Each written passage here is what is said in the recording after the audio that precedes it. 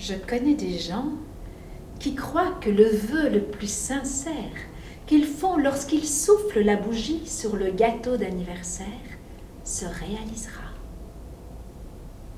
On ferme les yeux, on fait un vœu,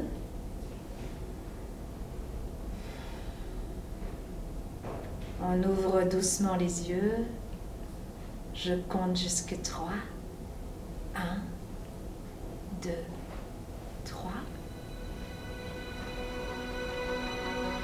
Je m'appelle Catherine Lazare, je suis comédienne, j'étais danseuse et petit à petit je suis amenée à animer des projets artistiques dans les écoles. En allant dans les écoles, j'ai remarqué que de plus en plus, il y avait tous ces enfants migrants qui se mélangent aux émigrés, aux immigrés de première génération, deuxième génération, que tout ça se mélange avec les autochtones, avec catholiques, athées, protestants, musulmans, sikhs, des juifs, des bouddhistes, des hindouistes, des témoins de Jéhovah, j'en passe. Il y en a sans doute que j'ai même pas compris, même pas repéré. Et que derrière tous ces mélanges d'enfants, il y avait un mélange aussi de folklore, de tradition et de religion qui font une nouvelle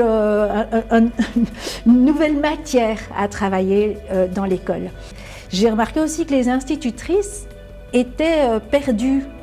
Nos institutrices, elles sont perdues parce qu'elles ne savent plus si elles peuvent parler de Saint-Nicolas avec une croix sur la mitre ou sans la croix. Elles ne savent plus s'il faut ramasser des œufs de Pâques, si toutes ces traditions, chez nous, ce folklore qui est lié à nos vieilles histoires judéo-chrétiennes, elles ne savent plus très bien quoi en faire. En tout cas, elles ne savent pas comment en parler. Donc, voilà, j'ai été amenée tout doucement à faire un spectacle qui était d'abord destiné aux plus petits, où je voulais revenir sur nos croyances. Qu'est-ce qu'on nous a fait croire? Quels sont les pouvoirs de faire croire? Mes enfants, je vais vous raconter des histoires incroyables. Lors de mes voyages, les gens, hommes, femmes et enfants, me racontent des histoires, contées, murmurées, chantées, confiées. Lorsque j'en entends une incroyable, je l'attrape, je la mets dans les poches de mon tablier de travail que je plie dans une valise. J'en ai toute une série.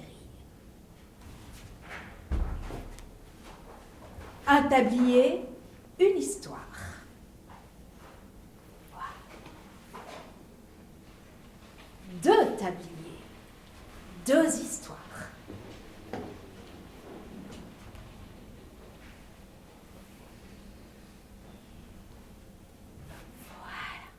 Donc j'ai raconté 9 histoires qui partent des petites historiettes qu'on connaît tous et puis qui vont parfois jusqu'aux grands mythes fondateurs de nos civilisations. Et c'est des histoires que je raconte toujours avec un petit point de vue décalé, avec un petit peu d'humour. Et je suis toujours sur la tranche, à la limite comme ça de le réel, l'irréel, le voilé, le dévoilé, le dit, le non-dit. Et donc je suis vraiment sur cette limite où à la fois les grands peuvent entendre avec humour comment ils ont été eux crédules et comment ils utilisent la crédulité des enfants autour d'eux. Et les enfants parfois sont dans la crédulité totale. Ils disent que le dimanche, jour de Pâques, à midi, heure sonnante, quand toutes les cloches, tous les bourdons battent à la volée depuis toutes les églises, depuis tous les clochers pour inonder la ville de Carillon, ma mère se transforme en cloche et qu'elle prend du plaisir à se balancer de gauche à droite et de droite à gauche et devant, derrière et derrière, devant et ding, dang, dong, et ding, et dang, et dong, et ding, dang, dong, et quel pont, des œufs qui dégoulinent partout dans le jardin.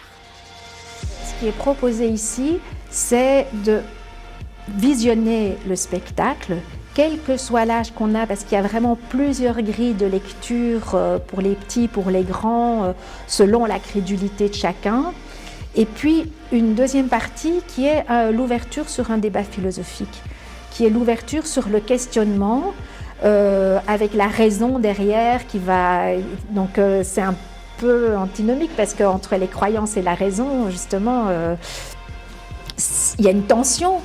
Et donc de travailler sur cette tension, de reposer les questions sans préjugés, sans a priori, et que la question amène à l'autre question. Et donc c'est un outil philosophique qui est utilisé de plus en plus avec les adolescents, avec les enfants, pour amener à la réflexion en se disant qu'on est tous intelligents et qu'on a tous la capacité de réfléchir et d'avoir un avis sur la chose.